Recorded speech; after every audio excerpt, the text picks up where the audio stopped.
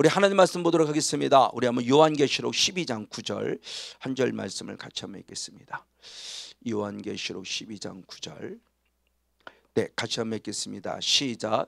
큰 용이 내어 쫓기니 옛뱀 곧 마귀라고도 하고 사단이라고도 하는 온 천하를 꿰는 자라 땅으로 내어 쫓기니 그의 사자들도 저와 함께 내어 쫓기니라. 아멘. 우리가 지금 계속 가나안의 영성을 살펴보면서 중요한 영적 원리들을 좀 살펴보고 있습니다.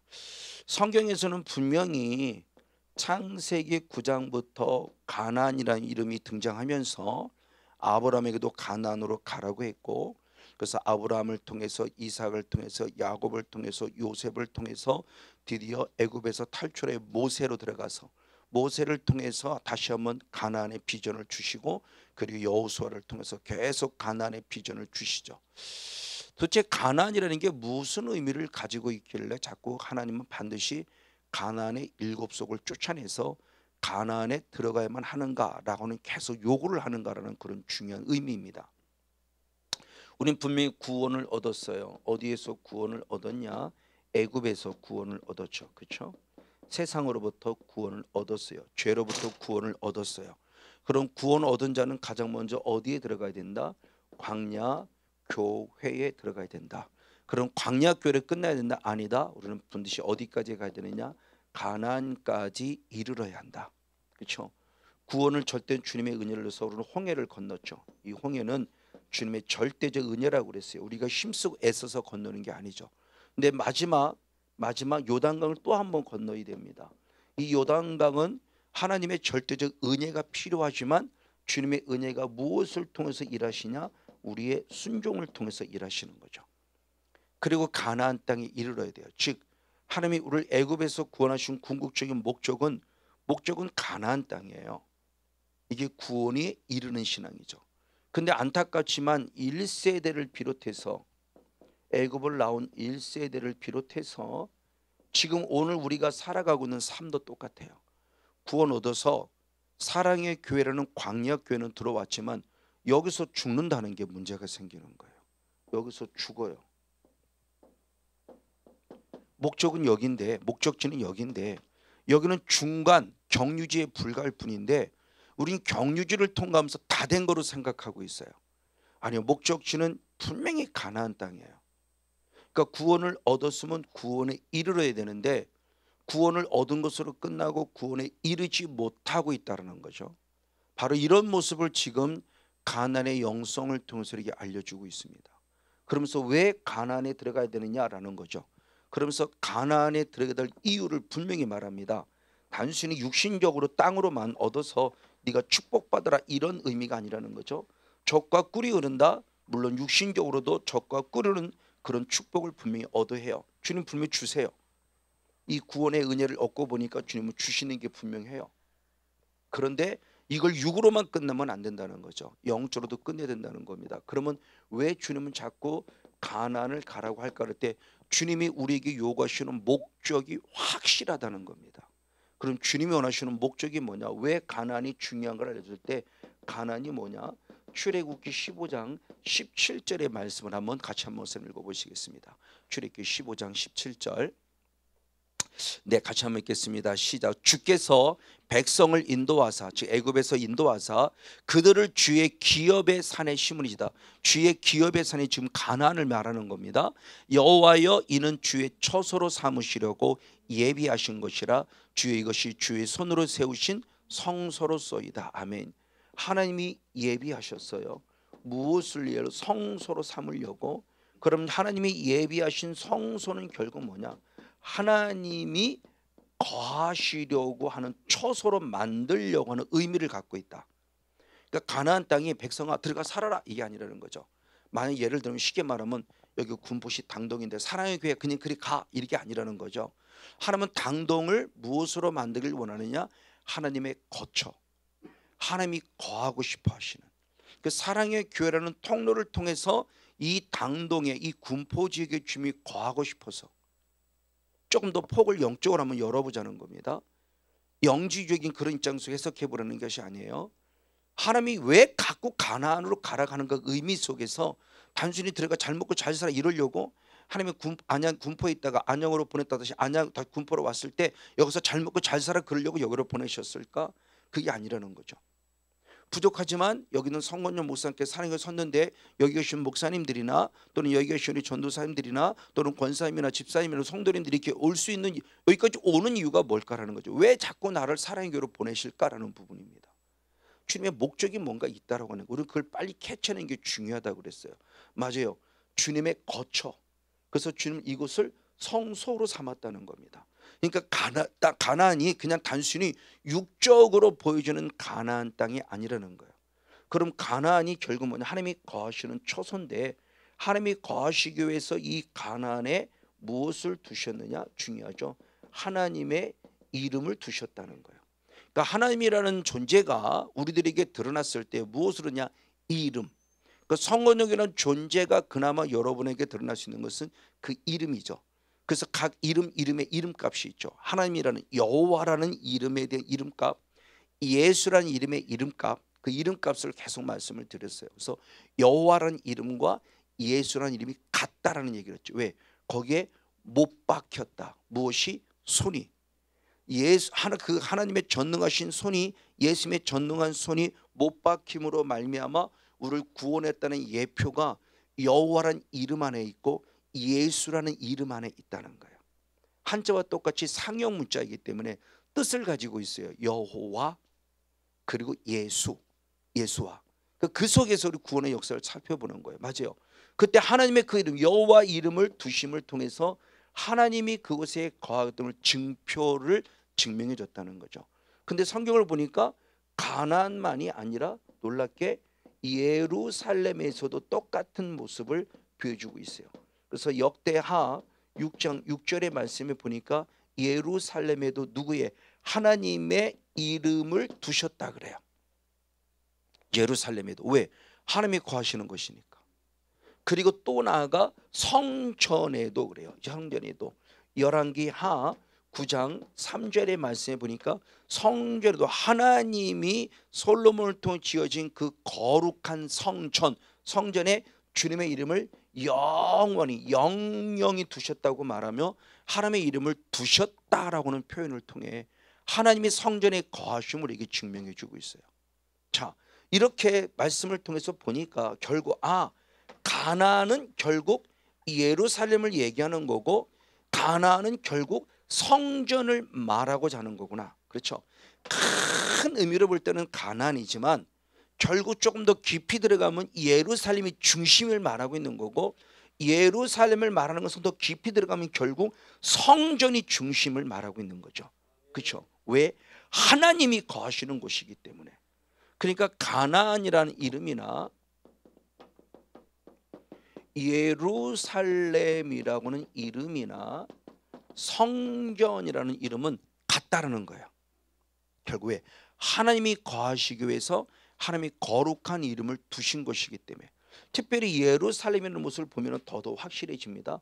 그럼 예루살렘은 무엇이냐는 것을 더 확실해지는 게 요한계시록 21장 2절과 3절의 말씀을 통해서 보면은 주님이 중요한 말씀한 게 마지막 이제 하나님이 처음 하늘과 처음 하늘을 완전히 없애버립니다. 그리고 새 하늘과 새 땅을 창조하시는 거예요. 처음 하늘과 처음 땅이 없어져 버리고 지금 하나님이 창세기 1장을 통해서 만들어진 지금 우리가 본 이것이 싹 없어져요. 왜? 6개의 나팔을 통해서 그리고 7개의 대접을 통해서 그 대접 하나하나가 쏟아질 때마다 이 천재지변들이 이루어져요. 그러니까 싹 없어지는 거예요. 지금 우리가 살고 있는 이 땅에 천년 왕국이 이루어짐이 아니라요, 이 땅에서 싹 없어져 버리고요, 새하늘과 새 땅이 창조되었다고 분명히 이사야서에 말씀하고 있어요. 창조입니다. 에덴 동산을 창세기 1장에 창조한 것처럼 새로운 하나님의 새하늘과 새 땅을 창조하세요. 지금까지 있었던 우리가 해와 달과 별 다 떨어져 버려요. 없어요. 그리고 완전히 새롭게, 그리고 거기에 주님이 천년 왕국을 세우시고 그 다음에 영원한 천국을 이루어 가시는 거죠. 바로 그 모습 속에서입니다. 그때 그 새 하늘과 새 땅에서 예루살렘이 내려오는데 새 예루살렘이라고 그랬어요. 근데 그것을 3절의 말씀에서는 하나님의 장막 그랬어요. 하나님의 장막은 원어를 기도록 하면 하나님의 성막이에요. 하나님의 성막이 곧 새 예루살렘이에요. 그러니까 하늘에서 진정한 새 예루살렘이 내려오는 그것은 말대로 진정한 우리가 말하는 천국인데, 천국이 실제로 내려온다는 거예요. 이 땅에, 새하늘과 새 땅에. 지금 하나 없어져 버리고, 그러므로 말미암아 이 새 예루살렘이 말하고자 하는, 즉 다시 말하면 가나안이 말하고 예루살렘이 말하고 성전이 말하는 의미는 결국 뭐냐? 지금 단순히 땅을 말하고 성전을 말하고자 하면 그 영적 의미는 우리들에게 뭘 표현해 주는 거냐? 하나님의 나라라는 걸 표현해 주려고 하는 거다. 하나님의 나라. 그러니까 가나안을 통해서 우리에게 보여주는 영적 메시지는 하나님의 나라가 실제야. 예루살렘을 통해서 보여주는 메시지는 하나님 나라가 실제야. 그리고 성전을 통해서 보여주는 것도 하나님 나라가 실제야 라는 걸 보여주고 싶어 하는 거야. 그러니까 그 의미를 살려주려고 지금 계속해서 가나안의 중요성을 얘기하며 가나안으로 들어가라, 가나안으로 들어가는 것은 결국 하나님의 나라에 들어가는 거죠. 그러니까 아까 했듯이 광야라는 교회 생활에서 멈추면 안 되고 가나안이라는 실제는 하나님의 나라 들어가야 돼요. 이게 가나안에 이르는 신앙이에요. 그 광야에서 멈추면 안 되죠. 구원 얻은 자는 구원에 이르러야 되는 거죠. 그래서 구원에 이르도록 자라가는 신앙에 대한 부분을 계속 강조합니다. 바로 이걸 증명하는 것이 실제로는 성막이죠. 그래서 히브리서 8장 5절 말씀을 보면 우리가 섬기는 것, 그 지금 성막입니다.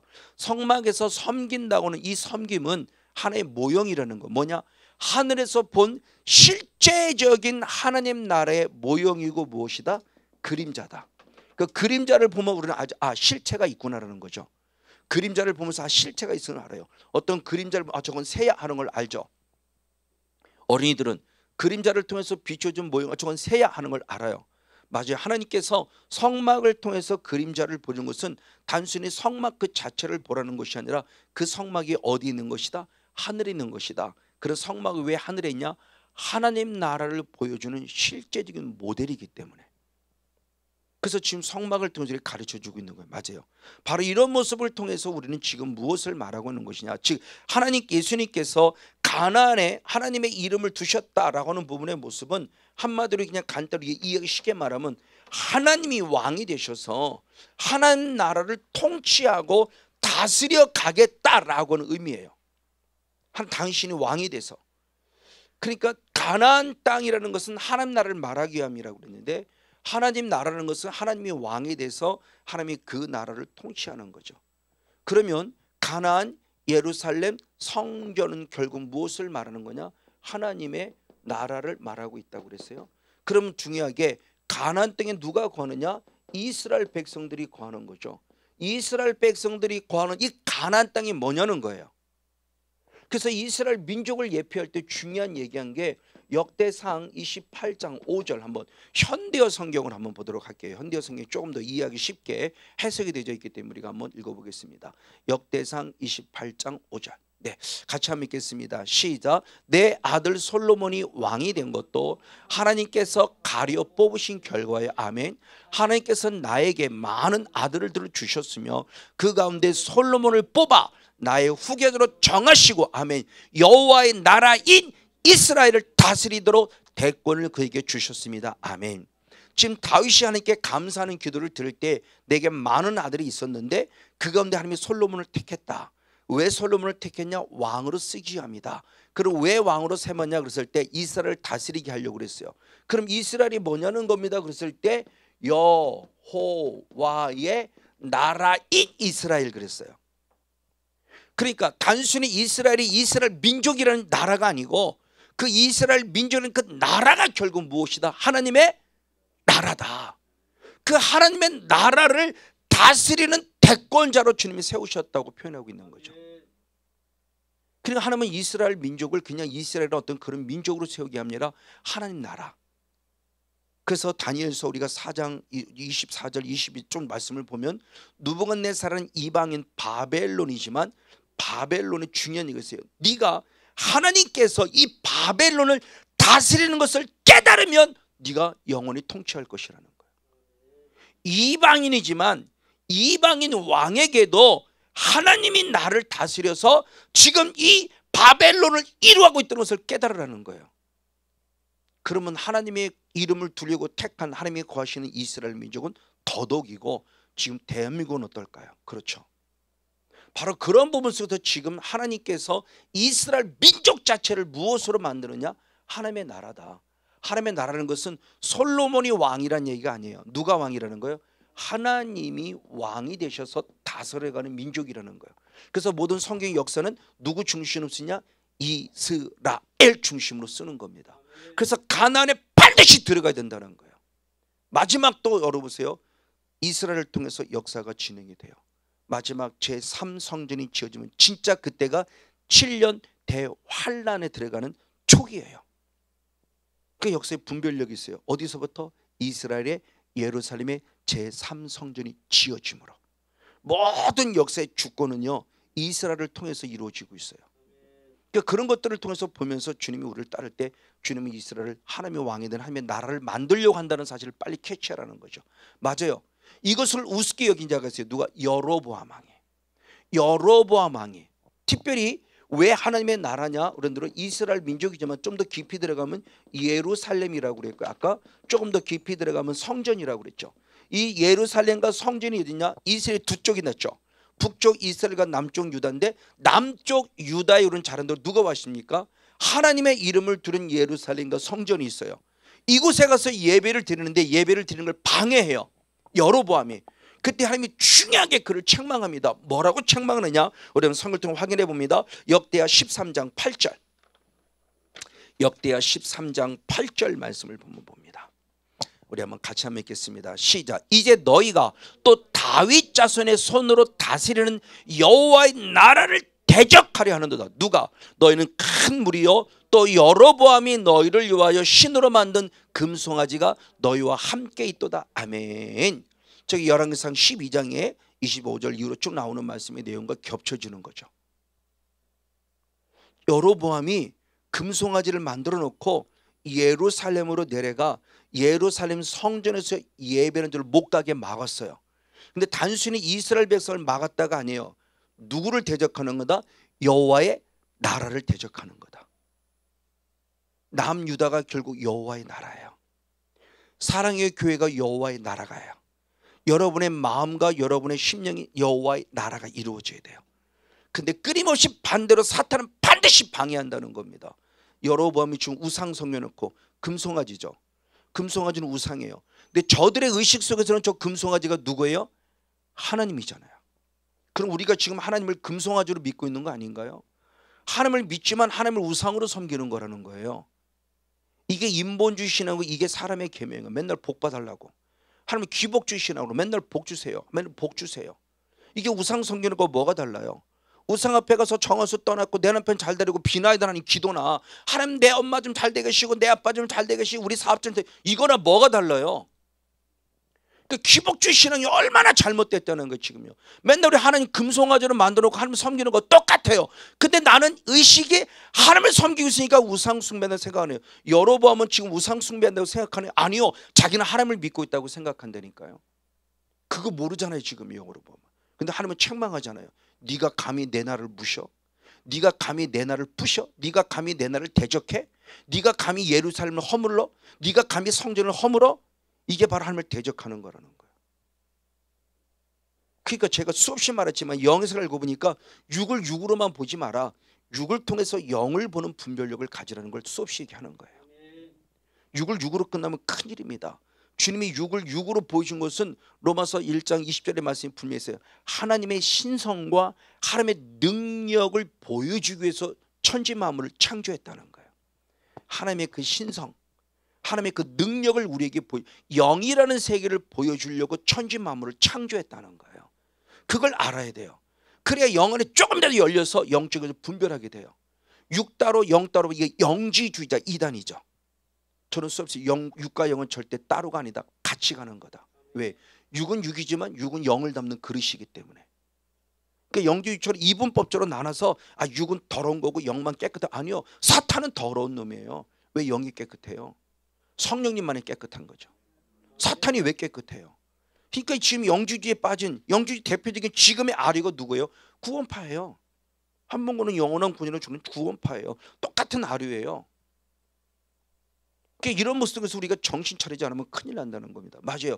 이런 목적을 가지고 있기 때문에 가나안 땅에 들어가라고 말하며 주님께서 들어가라고 말하기 전에 우리가 잘 아는 대로 창세기 12장 1절과 7절 말씀을 통해서 보면 가나안 땅으로 가라 그러면서 내가 너에게 무엇한다? 준다. 주신다고 약속해요. 1절과 7절에서 말씀할 때 1절에서는 너는 너의 본토 친척 아비집을 떠나라. 그리고 내가 내게 무엇할 땅? 지시할 땅. 가나안이죠. 이걸 지금 바뀌어진 서형은 내가 내게 보여줄 땅으로 가라. 그러면서 7절에 말씀 이 땅을 너와 네 후손들에게 무엇하리라? 주리라 이렇게 말씀하는 거예요. 근데 주리라로 끝나지 않습니다. 이 약속입니다. 근데 아까 얘기한 애굽에서를 구원해내셨어요. 애굽에서 구원하신 다음에 출애굽기 33장 2절 말씀에 또 중요한 말씀하셨습니다. 한번 출애굽기 33장 2절 한번 한 절 말씀 역시 한번 같이 한번 읽겠습니다. 시작. 내가 사자를 내 앞서 보내어 가나안 사람과 아모리 사람과 헷 사람과 브릿 사람과 히윗 사람과 여부 사람을 무엇한다? 쫓아낸다 그랬어요. 자, 누가? 내가는 지금 누구예요? 하나님 여호와 내가 가나안의 7 족속을 내가 반드시 무엇한다? 쫓아내신다 라고 말하는 다시 한번 약속하셨어요. 자, 주신다고 약속하시고 그 다음에 가나안 땅을 주는 거 아니라 주는 게 목적이라 주는데 그 안에 누가 있냐? 가나안의 7 족속이 있어요. 우리 이미 알아요. 네피림의 영성을 그대로 유산으로 물려받은 아낙 자손에 의해서 그 영향력을 받은 가나안의 7 족속. 그러니까 가나안 7 족속 역시도 네피림의 영향력을 받은 거예요. 사탄의 영향을 받은 겁니다. 그들을 주님이 쫓아내 주시겠다는 거예요. 가나안 땅만 주시면 아니라 그 안에 거하고는 너의 삶을 괴롭히고 있는 우리의 목회를 괴롭히고 있는 우리의 가정을 괴롭히고 있는 남편을 괴롭히고 있는 아내를 괴롭히고 있는 그 악한 영을 못해 쫓아내 주시겠다라고 약속까지 하셨어요. 우리 너무너무 감사하죠. 근데 주님의 언약이라는 말씀을 잘 보라고 그랬죠. 주님의 약속, 주님의 말씀은 분명히 언약이에요. 언약에는 2 가지가 있다고 해서 반드시 약속이 있어요. 약속이 먼저입니다. 그리고 약속을 한 다음에는 이 약속을 주님께서 우리들에게 명령하시면서 순종을 요구하세요. 명령에 순종하면 약속이 이루어지는 거예요. 약속했다고 하나님이 주신대 가만히 있다고 이루어지냐? 아니요. 그러니까 약속을 한다면 반드시 명령을 주세요. 명령을 따라야 된다는 거죠. 그래야 약속의 성취가 되는 거. 그렇죠? 예수를 믿으면 구원이지 너 가만히 있는데 구원이 아니라는 거예요. 기도하면 응답이지 가만히 있는데 응답이 되는 게 아니에요. 하나님 해주신대. 하나님 해주신대. 그건 운명론자예요. 말 그대로 미신을 섬기는 운명론자예요. 그것이 내게 이루어져서 주님이 내게 오는 거면 순종이죠. 기도해. 그럼 그 약속의 말씀 붙잡고 기도하는 거죠. 어느 때까지? 이루어질 때까지. 어쨌든 그래요. 이런 부분의 모습에 성경 자체가 프레임으로 되어 있기 때문에 주님은 그 다음에 우리에게 말씀할 때 신명기 20장 17절은 너무너무 중요한 말씀을 하신 거예요. 역시 한번 알지만 한번 읽어봅니다. 같이 한번 신명기 20장 17절 시작. 곧 헷 족속과 아모리 족속과 가나안 족속과 브릿 족속과 여부스 족속을 내가 진멸하되 내 하나님 여호와께서 내게 무엇한 대로? 명령하신 대로. 하나님의 명령은 뭐냐? 내가 쫓아내 줄게. 그러나 네가 무엇해? 진멸. 네가 확실하게 멸망시키라는 거예요. 진짜로 멸망시키라는 거예요. 쫓아내 주시는 분은 하나님이에요. 근데 나아가서 진멸하는 건 나예요. 그래서 이 영적 싸움의 원리를 잘 하려고 그랬죠. 자, 우리가 잘 아는 다윗 예를 봐도죠. 다윗이 나가 얼마나 멋지게 싸웁니까? 골리앗과. 그때 싸울 때 그에게 가진 유일한 달란트는 이 갑옷도 아니에요. 갑옷이 맞지 않으니까 벗어버리잖아요. 하나님이 열어준 달란트만큼은 쓰이면 돼요. 나도 다섯 목사님처럼 흉내낼 필요 없어요. 스게와 7 아들은 바울을 흉내냈어요. 흉내냈다가 악한 사탄만 그러잖아요. 내가 예수도 알고 내가 바울도 아는 너는 누구냐고 우리 해를 당해요. 흉내낼 필요 없어요. 능력이 없는데 왜 흉내만 내요? 능력을 가지고 예수님의 능력을 힘입어 싸우라는 거지. 바울은 다윗은 그랬어요. 남을 흉내낼 필요 없어요. 전투복 입었는데 아무런 쓸모가 없어요. 다 벗어버립니다. 옛사람 다 벗어버려 다 내려놔요. 오직 내게 준 달란트는 나는 물맷돌을 기가 막히게 던지는 거 하나밖에 없어요. 그 물맷돌. 그리고 물맷돌을 던지는 건 다윗이에요. 왜? 영적 싸움을 싸우려면 그거밖에 없어요. 그러나 놓는 순간부터는 누가 일하신다? 하나님. 그리고 쓰러졌어요. 쓰러지고 나면 그 다음에 이겼다 이렇게 아니요.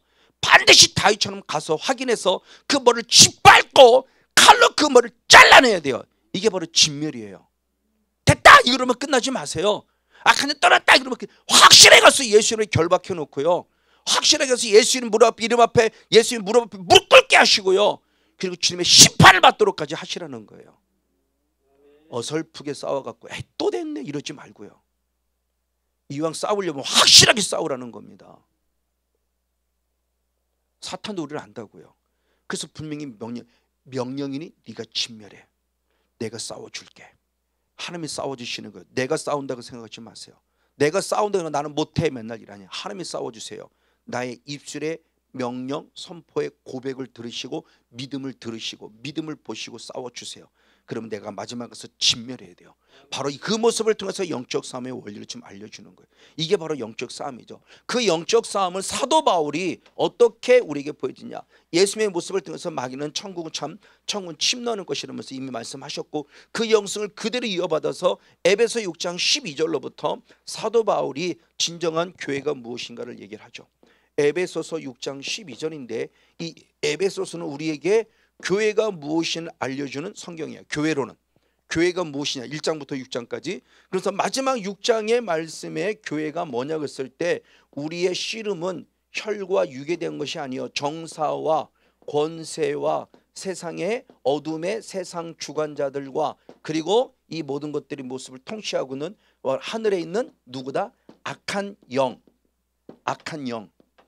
하늘은 악한 영에 대한 싸움이다 그랬어요.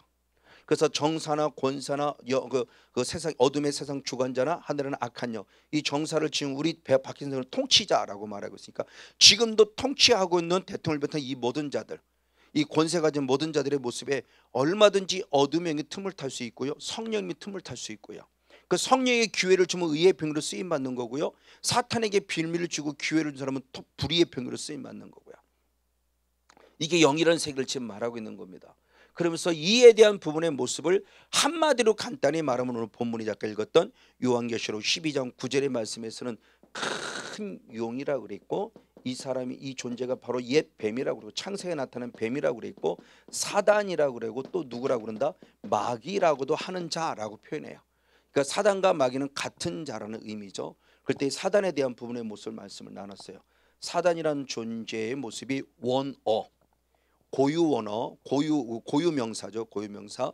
뭐 일반 보통 명사가 아니고 고유명사. 그러니까 완전히 사단이라는 영의 세계 우리에게 준 고유한 이름이에요. 성권영이라는 이름 자체가 고유명사, 저에게만 붙여지는 이름인 것처럼 그 존재에게 붙여질 때 사단 그럽니다. 근데 사단의 뜻 자체가 어떤 뜻을 가지고 있다? 대적자라는 뜻을 가지고 있다는 거죠. 그런 대표적인 게 중요한 말씀이 열왕기상 11장 14절 23절 25절 세 절의 말씀이 있다. 그렇죠. 한번 열왕기상의 말씀을 보겠습니다. 같이 한번 읽겠습니다. 네, 같이 한번 읽습니다. 열왕기상 시작.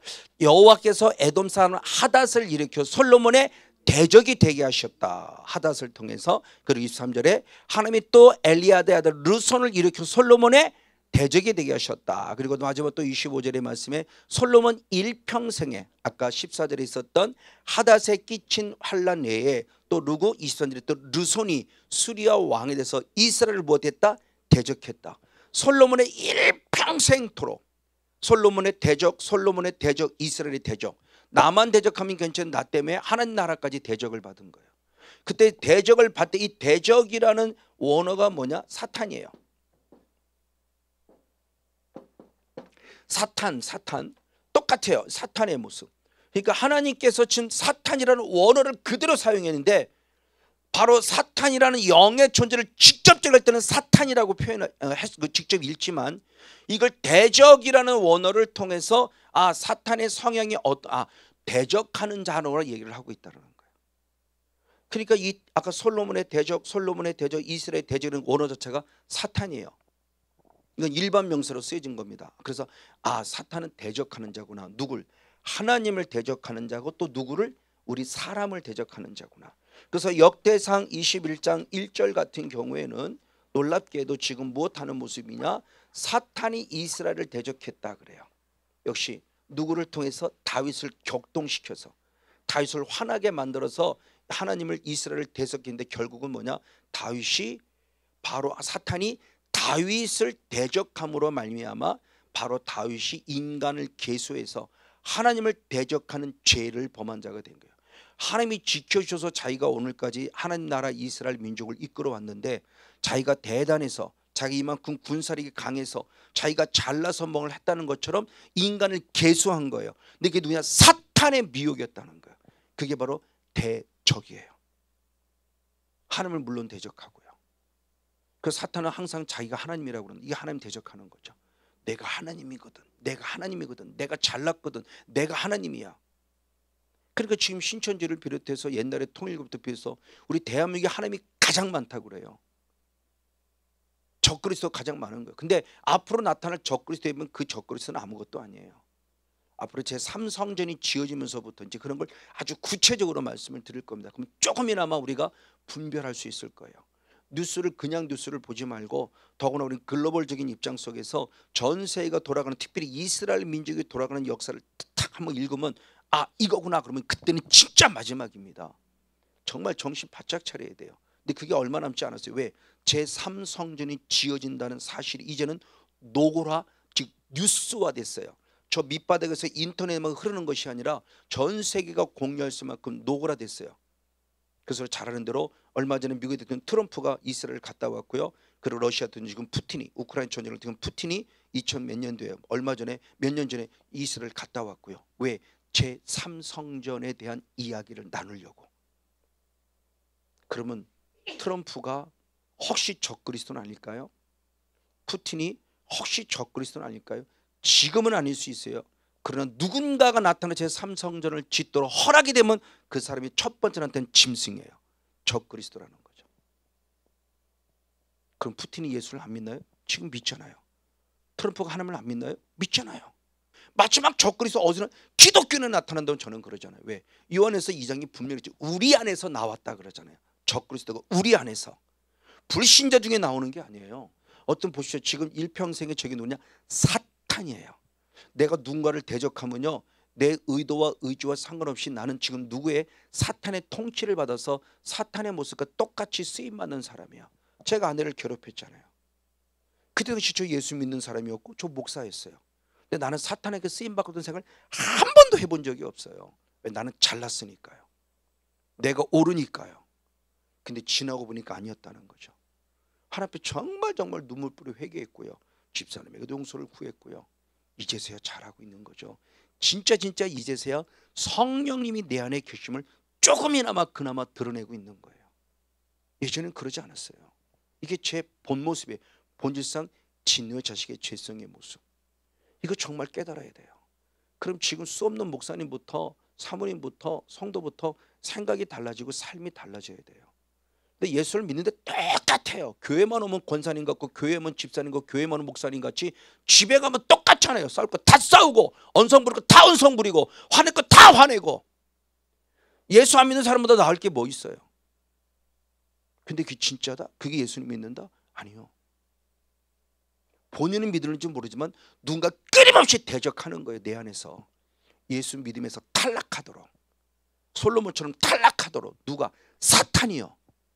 지금 그걸 말하고 있는 겁니다. 맞습니다. 그런데 사탄이라는 이름만 있는 것이나 또 하나 헬라어적인 관점 속에서는 마귀라는 이름을 가지고 있습니다. 디아볼로스라고 하는 원어 자체가 디아볼로스라고 하는 원어를 가지고 있는데 이 이름이 마귀라는 이름입니다. 대표로 마태복음 4장 1절에 보면 예수님이 성령을 힘입었음에도 불구하고 바로 광야에 나가서 마귀에게 뭘 받았다? 시험할 때 그 마귀 디아볼로스라는 마귀라는 이름을 가지고 있습니다. 그럼 아까 사탄이라는 이름의 뜻은 대적자다 이런 뜻을 가지고 있다 그런다면 이 마귀라는 이름의 뜻은 결국 한마디로 말하면 참소자예요. 우리를 비방하고 우리를 중상 모략하고 흔히 말하면 뒷담화하는 존재예요. 그러니까 같은 존재인데 시브리적 관점, 사탄은 시브리 언어니까 시브리적 관점으로 누군가를 대적하는 자예요. 헬라적 관점으로 보면 누군가를 뒷공문에서 욕하면서 야금야금 씹어가는 자예요. 이걸 참소하는 자예요. 이런 대표적인 말씀이 요한계시록 12장 한번 10절 말씀을 보니까 그렇게 표현됐습니다. 요한계시록 한번 12장 한번 10절 한 절 말씀을 같이 보도록 하겠습니다. 같이 한번 읽습니다. 시작. 또 내가 들으니 하늘에서 큰 음성이 있어 가로되 이제 우리 하나님의 구원과 능력과 나라와 또 그의 그리스도의 권세가 이뤘으니 우리 형제들을 참소하던 자 곧 우리 하나님 앞에서 밤낮 무엇하던 자 참소하던 자가 쫓겨났다. 9절 말씀에 아까 얘기했죠. 9절 말씀에 누구예요? 지금 이 쫓겨난 자가 누구냐 그럴 때 큰 용, 옛뱀, 사탄, 마귀라도 하는 자 이들이 누구냐? 형제를 무엇하는 자다? 참소하는 자예요. 하나님 앞에서. 그래서 그 예를 욥기서 말씀과 스가랴서의 말씀에 써 있죠. 그래서 욥기서 1장 6절과 9절 말씀에도 보면은 이 사탄이란 존재가 하나님의 사자, 하나님 앞에 지금 하나님의 사자 앞에 같이 서 있어 욥이라는 존재가 같이 서 있을 때 하나님이 어디 갔다 왔냐? 땅에 두루두루 다녔습니다. 사탄이 왜 땅에 따라 두루두루 다니나요? 우는 사자같이 삼킬 자를 찾으려고. 그래서 욥을 봤냐? 봤다는 거죠. 욥은 어떠냐 그랬더니 그가 하나님을 배반하지 않는 모습을 얘기했더니 하나님께서 그래서 중요한 말씀 하신 거 한번 욥기서 한번 1장 6절과 9절 한번 2절 말씀을 봅니다. 같이 한번 보겠습니다. 시작. 하루는 하나님의 아들들이 와서 여호와 앞에 섰고 누구도 사탄도 그들 가운데 섰더라. 그래서 쭉 내용을 보면서 9절에 보니까 사탄이 여호와께서 파에 가로되 욥이 어찌 까닭 없이 여호와를 경외하리까 참소하고 있는 거예요. 지금 뭔가 하나님이 주신 게 있으니까 그가 하나님을 배반하지 않는 거죠 라고 하는 거예요. 이게 과연 옳은 얘기일까? 하나님은 우리에게 뭔가 물질을 주시고 건강 주시고 그래서 10절 말씀과 연결해보면 우리는 그동안 해석 자체를 하나님의 물질을 축복으로 주시니까 욥이 하나님을 배반하지 않았다 이런 식으로 해석을 해왔어요. 이게 우리 신앙관이에요.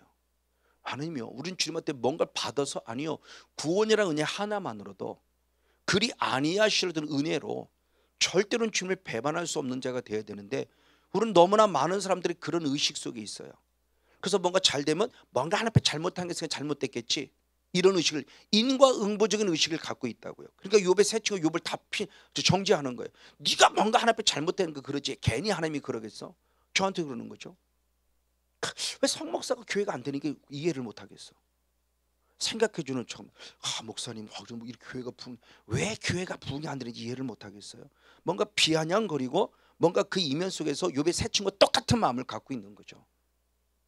이게 우리의 기본적인 정죄 의식이에요. 선악과를 먹은 자. 생명나무를 먹었으면 남을 살리는데 선악과를 먹으니까 그래 뭔가가 성목사 하니까 걸리는 게 있으니까 그렇지. 우리 이런 눈으로 본다니까요. 그게 지금 그거 지금 사탄이요. 뭔가 하나님이 주신 게 있으니까 그렇지 괜히 까닭 없이 그가 하나님을 경외하겠습니까? 지금 욥을 참소하는 거예요. 근데 이게 놀랍게도 가정 안에서 부부간에 부모 자녀간에 형제간에 저도 그런 거죠. 사모가 돼갖고 말이야. 이게 아주 제 입에서 달았어요. 그래서 제가 지금 제 아내를 참소하는 거죠. 그까지밖에 못해 이거죠. 나도 못하면서. 이게 제 안에 사탄의 성향이죠. 비교하면서 얼마나 못났냐고요. 내 아내인데 내가 한쪽인데 같은 몸이라고 그러는데 내가 내 아내를 핍박하는 것은 결국 나 자신을 핍박은 똑같아요. 한 몸이라고 그랬는데 그렇죠? 그런 모습이 지금 사탄의 모습이 경계하고 있는데 스가랴의 말씀도 똑같은 말씀이에요. 스가랴서 1장 한번 가고 3절 말씀 역시 봅니다. 스가랴 선지는 환상 가운데 보는 모습인데 역시 똑같은 모습이에요. 시작. 대제사장 여호수아는 여호와의 사자 앞에 섰고 사탄이 그 우편에서 그를 무엇하다? 대적하더라는 거죠. 지금 대적하고 있는 거예요. 그때 여호와가 내게 보이셨는데 뭘 보이냐? 여호수아가 더러운 옷을 입고 천사 앞에 섰어요. 여호수아가 대제사장입니다. 그 모세가 있던 여호수아가 아니에요. 대제사장 여호수아가 지금 서 있는데 영의 세계 속에서 더러운 옷을 입었어요. 그럼 여호수아가 범한 죄냐? 아니요. 백성들 그 스가랴 선지자 시대에 이스라엘 백성들이 범한 죄를 대표적으로 보여주는 거예요. 그걸 지금 대장이 뒤집어 쓰고 지금 하나님 편에 서 있는데 누가 와? 사탄이란 존재가 와서 그걸 뭐 하는 거예요? 지금 참소하는 거예요. 제가 참소를 당한 대표적인 케이스라고 그랬죠. 니까 짓게 목사냐? 저는 100% 사탄에게 맨날 회개한다고 회개하면서 사탄에게 참소당했어요. 니까 짓게 목사냐? 그래서 저도 맞아 나 같은 게 목사가 돼갖고 그래서 목회를 그만두려고 했잖아요. 이게 마귀예요. 마귀. 그러니까 사탄은 대적한다는 의미를 가졌다 한다면 마귀의 의미는 끊임없이 나를 무엇해요? 참소해요. 그래서 사탄의 존재가 바로 앞절에서는 대적자라 한다면 뒤에서는 참소의 모습으로 같이 병행되어 기록되어 있죠. 우리 스스로가 이거를 합리화시킬 때 저처럼 맞아, 내가 부족해요. 맞아, 부족해요. 근데 부족함이 지나쳐서 자기 비하로 가면 이건 사탄의 참소입니다. 자기 비하까지 가지 마세요. 내가 낮아지고 겸손해지고 부족함을 고백하는 것, 이건 하나님의 은혜예요. 근데 하나님의 은혜가 도가 지나쳐서 나 같은 게 이렇게 돼버리면 이거는 사탄에게 참소입니다. 절대 하나님이 주신 겸손이 아니에요. 그걸 분별해야 돼요. 근데 우리는 그걸 분별이 안 되니까 맞아, 나 같은 게. 그러니까 우울증이 찾아오고 마음에 여러 가지 상처 아픔을 입고 마음의 상처를 보니까 죽어버리고 죽는 거예요. 사탄의 참소를 당하니까 죽는 거예요. 이게 우울증이나 합법증은 톤들을 통해서 많은 사람을 지금 죽여가요. 얼마나 많은 사람을 죽이는지 몰라요. 사업에서 멸망당하죠. 그렇죠. 가정에서 이혼하면 파괴되죠. 다 사탄의 참소 속에 넘어가는 거예요. 지금 그 사탄이 이걸 파괴시키는 거죠. 이런 존재가 지금 사탄이라는 존재에 대한 모습을 지금 말하고 있고 마귀라는 존재를 말합니다. 그러면서 마귀란, 사탄과 마귀란 이름에 대한 이 고유 명사 위에 또 다른 별칭을 붙였어요. 별칭을 여러 가지 많은 가운데 우리가 잘 알고 있는 바알세불이라고 하는 별칭을 붙였어요. 그렇죠. 마태복음 12장 24절의 말씀에 성령님이 하시는 일을 귀신의 왕 바알세불이 한다라고 말하며 예수님의 성령 사역을 거부하죠.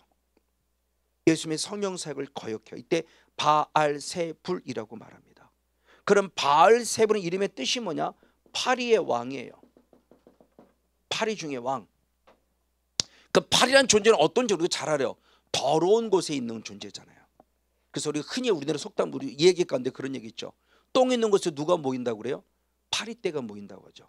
그러니까 바알세불은 우리가 호칭을 하지만 이 바알세불은 뜻 자체가 파리의 왕이라는 뜻이지만 우리가 의미를 생각하면 바알세불은 결국 무엇이에요? 더러운 놈이구나. 더러운 놈.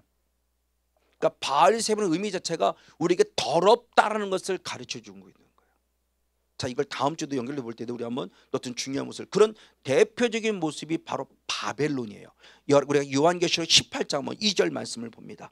요한계시록 18장 2절 시작. 힘센 음성으로 외쳐 그러되 무너졌도다 무너졌다 큰 성 바벨론이여 귀신의 처소와 각종 더러운 영이 모이는 곳과 각종 더럽고 가증한 새에 모이는 곳이 되었도다. 아멘. 자, 바벨론이라는, 자, 지금 예전에 있던 역사적인 바벨론이라는 그 나라를 말함이 아니라 바벨론이라는 이름을 가진 또 다른 나라가 분명히 마지막 때에 오는데 그 바벨론이 결국 뭐냐? 17장의 음료와 똑같아요. 같은 의미 속입니다. 어쨌든 바벨론이라는 나라가 생기는데 바벨론 나라는 어떤 나라냐? 귀신의 처소예요. 귀신의 처소. 근데 귀신의 처소인데 이 귀신의 어떤 것들이 뭐냐? 더러운 영이 모여 있고 더럽다라고 표현하면서 더러운 것들에 가증한 새가 모여 있는 곳이라고 표현해요. 그러니까 앞으로 바벨론이라는 민족이 생겨요. 그게 아마 대한민국인지 어떤 나라인지는 몰라요. 어떤 민족이 분명히 생겨지는데 그 민족이 누가 봐도 영적으로 더러운 귀신의 처소예요. 근데 귀신의 처소에 누가 모여 있냐? 귀신의 것은 이름입니다. 누가 뭐냐? 더러운 영이 모여 있고 더러운 각종 새들이 모여 있는 거예요. 그러니까 귀신의 처소가 절대 깨끗할 수 없어요. 그러니까 대부분 흔히 말할 때 귀신 들렸다는 사람들이 대부분 더러워요. 깨끗해야 되는데 깨끗하지 못해요. 환경도 조건도 많은 부분 속에. 물론 너무너무 깨끗한, 흔히 말하는 그걸 뭐라고 그래요? 뭐 결벽증이라는, 그것도 문제겠지만 누가 봐 흔히 하라는 상식선이라는 게 있잖아요. 우리가 아침에 일어나면 닦아야 되고 저녁에 일어나면 다시 닦아야 되고 하루를 마무리해서 닦아야 되고 하는 그런 것처럼 우리가 직장을 출근해야 되고 그래야 되는데 그러지 않고 나태하고 게으르고 더럽고 누추한 사람들, 어둠이 훨씬 더 많은 퍼센트를 차지해서 내 삶을 더럽게 만들죠. 그래서 그런 자들의 모습이 대부분 보면 어둠에 많이들 사로잡힌 걸 봐요. 맞습니다. 더럽다는 의미를 가져요. 그리고 이것이 구약 성경을 보면 바알세불이라는 이 단어가 신약 구약에서는 바알세붑이라고 이렇게도 표현되어 있어요. 그래서 열왕기하 1장 2절과 6절의 말씀을 통해서 보면 아주 주님이 중요한 말씀을 합니다. 아하시야 왕이 그만 난간에서 떨어져 병이 들었어요. 근데 이 아하시야 왕이 난간에서 떨어졌는데 바알세불 찾아가라. 신하에게 말합니다. 그래서 내가 낫겠느냐 낫지 못하느냐고 이렇게 얘기하라고 그래요. 아까 조금 전에 서두에 얘기했던 것처럼 예수 믿는 사람들이 아이들이 고3이었을 때 대학을 붙을까 안 붙을까 이것 때문에 점쟁이 찾아가는 것처럼 정치인들이 점쟁이 찾아가는 것처럼 내가 병이 들었는데 병이 낫겠냐 낫지 않겠냐고 바알세부에 찾아가 물으라 그래요. 그때는 6절의 주님이 엄청난 책망이 있습니다. 이스라엘에 하나님이 계시거늘 이스라엘에 하나님이 계신데 네가 하나님을 찾아 하나님 앞에 나와 회개하고 용서를 구하고 주님의 은혜를 구하지 않고 네가 바알세부에 묻겠니? 너는 반드시 무엇하리라? 죽으리라. 그때 찾아간 게 바알세부예요. 그게 더러운 신을 찾아간 거예요. 더러운 영을. 하나님은 우리가 잘 아는 대로 선한 영이고요 깨끗하신 분이고요. 근데 왜 깨끗한 분을 찾아가지 못하고 왜 더러운 걸 찾아가? 이게 바로 바알세불이라고 하는, 그러니까 사탄이나 마귀라는 고유 명사가 있고 거기에 그 성향을 보여주는 하나의 별칭 별명이 붙었는데 바알세불이라고도 한다라고 했을 때 그 바알세불이 귀신의 왕인데 그거 뭐냐? 더러운 영이에요. 지금 바알세불이 그걸 알려줘요. 또 하나 있습니다. 벨리아라는 이름이 있어요. 고린도서 6장 15절의 말씀에 사도 바울이 아주 중요한 얘기를 하죠. 고린도서 6장 15절의 말씀에 그리스도와 벨리알이 어찌 조화가 될 수 있겠냐 그래요. 근데 벨리알이란 단어를 현대인 성경에서는 마귀라고 의역해서 붙였어요. 자, 벨리알이 어떤 종류임을 알기 때문에 현대인 성경 우리가 좀 이해하기 쉬우라고 마귀라고 이름을 붙여서 의역했어요. 그러니까 그리스도와 벨리알은 절대 하나 될 수 없다. 그리스도와 마귀는 절대 하나 될 수가 없다라고 말 때 그 벨리알이에요. 그럼 이 벨리알은 이 이름을 똑같이 구약 성경에도 있어요. 그럼 누구냐? 사무엘상 2장 12절의 말씀에 엘리의 두 아들인 홈니와 비느하스를 누구라고 그러냐? 불량자라고 해석했어요. 자, 오늘날 말씀은 목사인 제가 제 아들들이 둘이 있다. 홈니와 비느하스는 두 아들이 있다. 그 구약 성경은 재산권이 그대로 이렇게 흘러가는 거니까 두 아들이 자기 의도와 상관없지만 오늘날 목사님이 됐다는 거예요. 근데 성경이 말합니다. 그는 불량자다 그래요. 불량자라 하나님을 알지 아니하더라 그래요. 하나님을 알아야 되는데 하나님을 알지 못해요. 목사인 제가 하나님을 알지 못해요. 지식으로는 알아요. 지식으로. 그노시스라는 지식으로는 알아요. 근데 기노스코라는 경험이 없어요. 근데 저는 2009년도 9월 달에 사울이 다메섹 도상에서 주님을 만난 것처럼 저는 주님을 인격적으로 만났기에 저를 좀 변화시켜 준 거죠. 이렇게 하나님을 알아야 되는데 이런 알미 없어요. 누가? 홈니와 비느하스가. 이 성건용 목사가 그 전에는 2009년도 9월 달 전에는 하나님을 알지 못해요. 이거는 알아요. 성경만 한두 번 읽어봤겠습니까? 고등학교 1학년 때부터 성경 읽었으면 꽤 나름대로 좀 읽어봤을 것 같아요. 그런 나름대로 뭐 좀 알아요. 주일학교 교사하면서 성경 지식이 제일 좋았어요. 왜? 주일학교에서 성경 그 책에 다 성경 지식을 했으니까 훨씬 더 이해하기 쉽게 풀어놨으니까 애들 가르치면 되고 공부해야 되니까 더 많은 지식을 배웠어요. 주일학교 교사하면서 어떤 나름대로 성경을 좀 알아요. 지식적으로는. 근데 전혀 제게 레마화되지 않았기 때문에 내 영과 혼과 육을 찔러 쪼개지 못한 거예요. 지식으로만 아는 목회를 해온 거예요. 지식으로만 알면 신학을 공부한 거예요. 지식으로 알고 있는 모습을 좀 그나마 지식은 알아서도 그나마 부족하지만 회개를 많이 강조한 게 그나마 하나님 앞에는 제가 조금 더 긍휼의 은혜를 입은 기회가 되지 않을까 싶어요. 지금도 물론 회개를 많이 강조하지만 그때도 정말 철저히 회개 많이 강조했어요. 그래서 나름대로 날마다 회개한다고 나름대로 은혜 안에 있었던 것은 분명해요. 어떤 보시죠. 그 벨리알입니다. 그런데 이 벨리알이 구약 성경에서는 불량자라고 해석됐어요. 근데 지금 바뀌어진 개역 개정 성경은 이걸 뭐랬냐? 뭔가 좀 나쁜 사람, 어떤 행동이 어떤 나쁜 사람, 또는 다른 성경은 악한 자, 어떤 이런 의미로 해석됐어요. 그러니까 엘리의 두상 홈니와 비느하스가 불량자다, 즉 잘못된 사람이다라고 했을 때 행동이 나쁜 자다 또는 악한 자다 이런 의미를 갖고 있는데 이 원어가 똑같이 벨리알이에요. 히브리어로 벨리야알, 지금 헬라어로는 벨리알, 히브리어로는 벨리야알, 똑같아요. 원어가 벨리알이에요. 그래서 킹제임스 흠정역 번역본에서는 이것을 어떻게 쓰느냐? 사무엘상 2장 12절을 한번 직접 봅니다. 우리 개역 성경하고 킹 흠정역 같이 한번 볼게요. 개역 개정도 한번 봅시다. 개역 개정, 개역, 그리고 개정부터 한번 볼게요. 시작. 엘리의 아들들은 행실이 나빠 여호와를 알지. 행실이 나쁜 자들이 해석됐어요. 지금 옛날에 쓰던 개역 성경은 엘리의 아들들은 누구다? 불량자다. 여호와를 알지 않는다. 지금 킹제임스 흡력역 번역본은 이제 엘리의 아들은 누구다? 벨리알의 아들들이더라. 그들이 주를 알지 못하라. 원어를 그대로 해석했어요. 그냥 벨리알의 아들들이다 이렇게 해석했어요. 이걸 우리는 풀어 쓴 겁니다. 불량자다 또는 행실이 나쁜 자다, 악한 자다 이렇게 해석됐어요. 근데 킹제임스 흡력역은 벨리알의 아들들이다. 그러니까 이 말을 그냥 우리가 풀었으면 악한 자야. 홈리와 비나스는 악한 자야. 즉 성건전 목사는 악한 자야. 이 성건전 목사는 나쁜 자야. 이 성건전 목사는 불량자야. 이럴 수도 있지만 우리가 신약의 개념과 연결시켜보면 벨리알은 결국 누구를 말한다? 마귀의 또 다른 별칭이니 엘리와 홈리와 비나스가 벨리의 아들들인 것은 이 말을 달리 우리가 풀어보면 직분은 제사장이지만 그런 누구의 아들이다? 마귀의 아들들이라는 거예요. 이게 충격이었죠 저한테는. 그래서 원어를 보고 듣고 배우는 것을 그때 깨달은 거예요. 저는 오히려 이 은혜에 있고 원어를 더 많이 연구하고 지금도 많이 연구하고 있지만 더 많이 봐요. 그 전에는 원어를 잘 보지 않았어요. 그냥 우리나라 해석된 성경만 이해하기도 쉽지 않았으니까.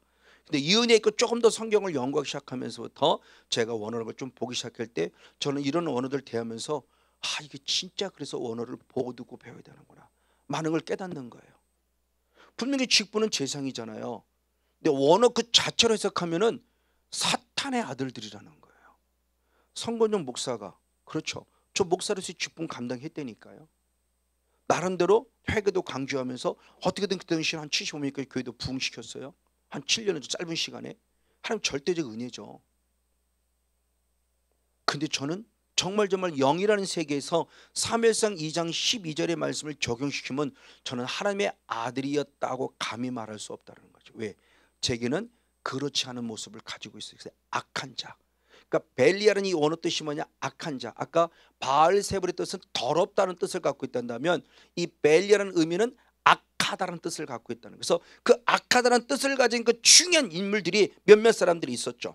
대표적인 모습으로서 우리 한번 설명했을 때 하나님께서 우리 길가밭을 말해주고 있습니다. 길가밭, 그렇죠?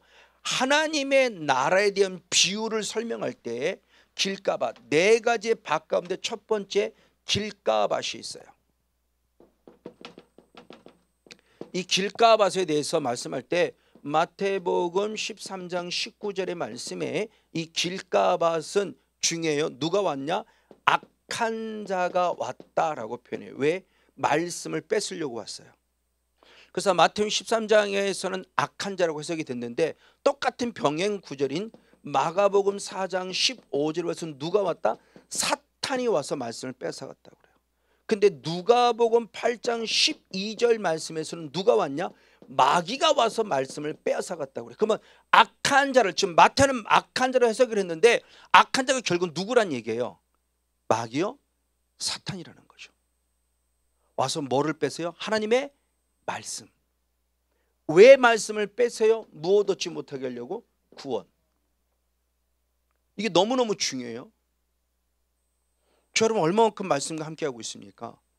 누구보다도 아마 어떤 모습 다 말씀을 얘기하겠지만 그중에서 그럼에도 불구하고 더 철저하게 말씀을 많이 강조하는 주의 중에 저는 저러고 교만하려고 말하는 게 아니라 왜요? 웬만하면 간증도 많이 안 하고요.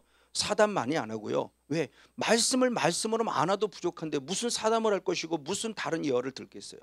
제가 경험한 예화 아니면 이제 웬만하면 남의 예화를 꺼내지 않으려고 그래요. 왜? 예전에는 모르니까 다 남의 예화를 꺼냈어요. 왜? 모든 목사님이 그랬어요. 저를 비롯해. 그래서 예화지도 따로 있을 정도로 목사들에게 설교할 때 이렇게 예화 들라고. 이제는 그게 필요가 없어요. 제가 주님을 인격적으로 만났고요. 만난 하나님의 모습을 너무나 많은 걸 경험했고요. 많은 것들의 모습에 저는 바울처럼 자랑할 게 아무도 없으니 자랑할 것이 없고요. 그나마 말씀에 조금이나마 유익되면 그걸 증거하려고 간증 한마디 두마디 할 뿐이지. 그렇죠? 말씀을 해도 다 모자란 판에 어떤 이야기를 할 거예요. 근데 놀랍게 이걸 빼앗는 자가 분명히 있다는 겁니다. 누가? 사탄이요. 악한 자가 마귀가요. 왜? 구원 얻지 못하게 하려고. 그럼 이 말씀을 그대로 한번 풀어본다 한다면 믿습니다는 구원, 믿음으로 구원인데 그 믿습니다 그냥 믿습니다 이런다고 구원일까요? 그 믿음의 근본은 결국 뭐다? 하나님의 말씀이다. 말씀이 없는 구원은 있을 수 없다는 거예요. 그러니까 마귀가 뺏어가는 거예요. 이 악한 자가 누구냐를 얘기하는 겁니다. 또한 잘 알고 있는 가인의 존재를 봅시다. 가인의 존재. 그렇죠? 창세기 4장에 가인과 아벨이 나오는데 창세기 7장의 말씀이니까 하나님이 직접 가인에게 기회를 주었어요. 뭐냐? 죄의 소원이 내게 있다. 하나님은 아신 겁니다. 가인에게 이 죄의 소원이 뭐예요? 아벨을 죽이고 싶어하는 마음을 이미 하나님은 아셨다는 거예요. 그래서 죄의 소원이 너에게 있으나 너는 죄를 다스리라 그런 거죠. 죄 짓지 말라고 하는 거죠. 근데 이 하나님의 음성은 완전히 무시해버리고 결국 동생 아벨을 죽였어요. 그리고 왜 죽였냐? 구약에서는 창세기에서는 영이란 존재를 들먹이지 않았어요. 영이란 존재를 얘기하지 않았어요. 근데 사도 요한이 그걸 영적으로 해석한 거예요. 우리가 잘 알고 있는 요한일서 3장 12절 한번 한 절 말씀을 같이 한번 보시죠. 요한일서 3장 12절입니다. 같이 한번 있습니다. 시작. 가인과 같이 하지 말라. 저는 누구에 속했다? 악한 자에게 속하여 그 아우를 죽였으니 어찐 연고로 죽였느냐. 아멘. 가인같이 하지 말라. 가인은 누구에 속했다? 악한 자. 그 악한 자가 바로 누구다? 사단이다.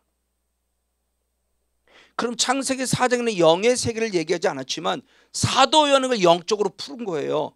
그럼 가인이 아벨을 왜 죽였다? 사탄에게 속했기 때문에. 그러니까 내가 누군가를 거짓말했다? 성관님으로서 누구에 속했다? 악한 자, 사탄에게 속했기 때문에. 내가 누군가를 미워했다? 나는 누구에 속했다? 사탄에 속했기 때문에 가능하다는 거죠. 왜? 사탄의 성향 자체가 살인자니까, 미워하게 하는 자니까, 분노하게 하는 자니까. 그걸 빨리 깨달으는 거예요. 내가 있다고 그러면서 자책하며 사로잡혀서 사탄에게 참상해서 나 같은 게 그러지 말고 아차 내가 잘못했구나. 근데 내 안에 사탄이 그런 거야. 하나님 잘못해서 용서해 주세요. 회개하고 내 안에 성령을 심어서 그 악한 영을 쫓아내라는 겁니다. 아멘. 거기까지 가야 된다. 그게 진멸하는 거예요. 근데 우린 그동안 잘못했습니다. 끝난 거잖아요. 잘못 가르친 건 아니에요. 50%만 가르친 거죠. 50%만. 100%를 가르치지 못한 거예요. 그래서 이제는 그걸 아는 거예요. 그래서 저는 이제는 목회 행복하더니 그거예요. 맞아요. 뒷담화가 없어요. 그것만으로도 행복해요. 예전에 70원 됐지만 뒷담화가 너무 많아요. 사람 숫자는 많은데 뒷담화가 너무 많아요. 목사에 대한 뒷담화, 성도가 성도가 서로 뒷담화. 누구는 어떻고 내가 맨날 시기 질투. 정말 힘들었어요. 목회가 정말 힘들었어요. 만약 여러분은 가정을 만약 형제끼리 맨날 치고받고 싸워봐요. 부모님 그 속 편합니까? 그게 무슨 가정입니까? 있을 수 없는, 교회도 똑같아요. 있을 수 없는 일이 실제로 벌어지고 있더라는 겁니다. 왜? 악한 자에게 속했기 때문에. 근데 내가 악한 자에 속했다고 해요. 기분 나쁘지. 기분 나빠요. 그래서 로마서 참 요한복음 8장 30절의 말씀과 44절의 말씀에 예수를 믿은 유대인들을 향해서 얘기할 때 너희들 본질을 얘기하죠. 네 아비는 막이다 그러니까 기분이 확 상해, 자존심 상해버리니까 결국 예수를 때려 죽이는 거예요. 십자가에 못 박혀 죽이는 겁니다. 기분 나쁜 거죠. 우리도 처음에 얼마나 황당했습니까? 내 안에 악한 게 있어? 내 안에 얼마나 기분 나빠요. 그 사탄아 떠나가 그러면 이거 내 안에 사탄이 떠나서 생각한다. 나보고 한다고 생각하니까 기분 내 안에 사탄이 있다고 말해. 기분 나쁘다고, 자존심 상하다고. 예수님 믿는 유대인들하고 똑같아요. 바리새인들하고 똑같아요. 기분 나쁘다고. 어떻게 우리는 사탄이 있을 수 있냐고. 그럼 저는 그렇게 묻고 싶다고 그랬죠. 당신 죄 안 짓습니까? 당신 죄 안 지으면 당신의 사탄이 없습니다라고 단호하게 말할 거다. 왜? 죄를 짓는 자는 누구에 속했다? 사탄. 내게 이미 미워하는 마음, 기도 쉬는 죄, 나태하고 게으른 마음, 이런 마음들 갖는 게 이미 사탄의 합법적으로 내 안에 들어와 있는 거예요. 어디 감히 부인을 합니까? 죄를 안 짓다면 가능해요. 사탄 당신 안에 없어요. 저는 끊임없이 죄를 지은 자예요. 가장 먼저 기본적으로 따진다면 기도 쉬는 죄를 범한 자예요. 제 안에 불경이 가득 차 있었어요. 그러니까 기도하지를 못했어요. 기도가 안 됐던, 아니요, 됐던 사람도 기도가 안 되더라고요. 어느 순간부터. 저도 한때는 윤석천 목사님 정말 따라다니면서 나름대로 최선을 다해서 정말 기도하고 막 철야하고 막 새벽기도 하고 나름대로 기도했던 사람이에요. 근데 어느 순간부터 기도가 안 되더라고요. 진짜 그 미치고 팔짝 뛸 노릇입니다. 기도 안 되던 사람이 안 되면 그러지만 하던 사람이 안 되면 이거 정말 미치고 팔짝 뛸 노릇이에요. 누가요? 사탄이요. 이게 실제라고요. 실제. 살인은 증인이잖아요. 제가 기도가 안 됐던 사람이. 근데 그놈이 떠나고 나니까 기도가 돼진 거잖아요. 지금까지요. 얼마나 감사해요. 이게 실제구나, 이 영의 세계가. 그래서 기도가 안 된다는 분을 저는 100% 이해를 해요. 근데 자기 수고와 노력이 없단다면 그건 거짓말이지만 뭔가 하려고 하는데 안 된다? 이건 영이에요. 그러면 성령으로부터 그걸 쫓아낼 수밖에 없어요. 그것이 정답이더라고요. 그래서 이왕이면 영을 안 하는 거예요. 어쨌든 맞아요. 바로 이런 모습에서 어둠의 정체가 지금 우리들에게 드러나고 있는 거예요. 그래서 끊임없이 악한 자, 즉 벨리아라는 존재가 결국 무엇인가 우리 알려줄 때 그 벨리아의 존재는 악하다라는 존재로 지금 우리에게 다가오고 있다고 하는 것을 성경이 지금 말씀해 주고 있습니다. 맞습니다. 이 악한 존재가 결국 내 안에 남은 것이 결국 뭐냐? 본질상 진노의식의 죄성이죠. 바로 이것이 옛사람의 흔적이기도 하고요. 그래서 성경은 분명히 말할 때 에베소 2장 3절의 말씀에 나의 본질을 얘기했습니다. 에베소서 2장 3절 하반절의 말씀에 나는 본질상 누구다? 진노의 자식이다. 그렇죠? 진노의 자식, 사탄의 자식으로 했을 때 본질이 타락된 거죠. 이것을 에베소 4장 22절부터 24절까지 말씀하실 때 유혹의 욕심을 따라 구습을 쫓는 무엇이다? 옛사람이다. 유혹의 욕심을 따라 구습을 쫓는 옛사람, 이걸 벗어버리고 이제 완전히 벗어버리고, 이쪽 싸움이죠. 완전히 끄집어내버리고 하나님의 형상을 따라 지음받은 무엇을 입어라? 새 사람을 입어야 한다. 할렐루야. 바로 이것이 우리 안에 있는 존재예요. 사단은 대적자입니다. 마귀는 지금 우리를 참소하고 미혹하는 자예요. 그러면서 그의 또 다른 별칭들이 있으니 바로 바알세불이라는 이름의 별칭의 뜻은 더러운 존재예요. 그리고 또한 벨리아라는 이름의 뜻은 악하다는 존재다. 그 악하다는 존재의 모습을 대표로 본 게 가인이죠. 그리고 내 마음밭, 길가밭, 바로 이런 모습을 통해서 악한 자의 모습이구나. 그럼 결국 우리는 뭐냐 그랬을 때 최소 못해 청년의 신앙까지는 자라야 한다. 그래야 옛사람의 흔적을 끄집어낼 수 있다. 그럼 청년의 신앙은 뭐냐? 요한일서 2장 14절에 말씀할 때 청년은 그랬습니다. 하나님의 말씀을 더 강해지고 하나님이 주신 은혜 속에서 강해서 하나님의 말씀을 무기로 삼아 흉악한 자와 싸워 이기는 자다. 아멘. 청년의 신앙은 흉악한 자, 악한 자, 사탄과 싸워 이기는 자다. 청년의 신앙 정도는 최소 돼야, 어린아이 신앙을 빨리 벗어나서 청년의 신앙이 돼야 악한 자와 싸워 이기는 승리자가 될 수 있다. 왜? 악한 자와 싸워 이겨야만, 주님 반드시 말합니다. 요한계시록에 7개 다 이기는 자를 찾고 있지만 결국 이기는 자가 될 가장 궁극적인 목적은 계시록 21장 7절입니다. 마지막 한번 결론으로 말씀을 맺겠습니다. 계시록 21장 7절. 이겨야만 된다고 하는 모습입니다. 계시록 21장 7절 마지막 한 절 말씀 있습니다. 시작. 이기는 자는 이것들을 유업으로 얻으리라. 아멘. 나는 저의 하나님이 되고 그는 내 아들이 되리라. 할렐루야. 마지막 이기는 자. 이기는 자가 하나님의 나라를 유업으로 받을 수 있다는 거죠. 이것들을 지금 이제 21장부터 새하늘과 새 땅, 천년 왕국과 영원한 천국을 지금 예표하고 있는 거죠. 하나님의 나라를 유업으로 받을 수 있고, 하나님의 나라를 유업으로 받을 때 하나님과 나와의 관계가 정립이 된다. 하나님은 나의 하나님이 되시고 나는 하나님의 누가 된다? 아들이 된다. 진정한 하나님의 아들과 하나님이라는 관계가 회복되어지고 인정을 받는다. 언제? 이길 때. 이길 때. 그러니까 우리가 예수를 나의 구원자로 영접해 믿음으로 말미암아 하나님의 자녀라는 권세를 얻었으면 그 권세를 사용해서 이기는 자가 돼야 된다. 이걸 반대로 말하면 만약 진다면, 사탄에게 진다면 어떻게 될까요? 사탄에게 치면 당연히 죄를 범할 수밖에 없을 것이고, 죄를 범하면 사탄에게 진 자는 회개 영도 부어지 않으니 회개하지도 못할 것이고요. 가인과 같은 자가 될 수밖에 없죠. 행동이 악하고요, 더럽고요. 그러나 한 나라 빼앗길 수밖에 없어요. 그래서 늘 얘기하잖아요. 우리는 영적 싸움을 단순히 병 고침 받고 문제 해결하기 위한 영적 싸움으로만 끝나지 말아라. 그는 하는 과정 속에 필요하지만 진정한 영적 싸움은 결국 뭐다? 하나님의 나라 때문에 싸우는 거다. 그래야 하나님 나라 유업으로 받고 하나님이 너는 내 아들이다라고 인정해주고 나는 하나님을 당당히 당신은 나의 아버지십니다라고 부를 수 있다는 거죠. 바로 이런 모습으로 진정한 천국이 소원되지며 우리가 사탄의 정체를 알고 마귀의 정체를 알고 귀신, 또 다음 주에 귀신의 정체를 알면서 우리 신앙에 날마다 자라가며 이 땅에서 멋진 영적 삶의 주인공 우리 모두가 되어지기를 주님으로 간절히 축복하고 축원을 드립니다.